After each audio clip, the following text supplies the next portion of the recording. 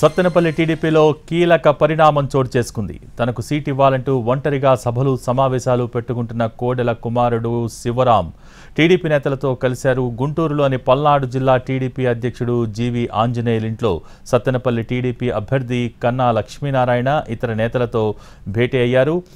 కలిసి పనిచేసేందుకు రెడీగా ఉన్నట్టు చెప్పారు శివరాం.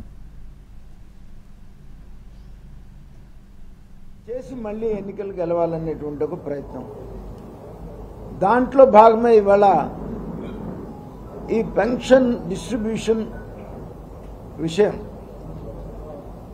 ఎలక్షన్ కమిషన్ ఏం చెప్పింది, మీ కార్యకర్తలతో ఎన్నికల కోడ్ వచ్చింది కాబట్టి పెన్షన్ డిస్ట్రిబ్యూట్ చేయకుండా అదర్ ఆల్టర్నేటివ్ చూసుకోమని చెప్పింది. నీకు చేత అయితే అదర్ ఆల్టర్నేటివ్, ఎందుకంటే గ్రామ సచివాలయాలు ఉన్నాయి, విఆర్ఓలు ఉన్నారు, వ్యవస్థ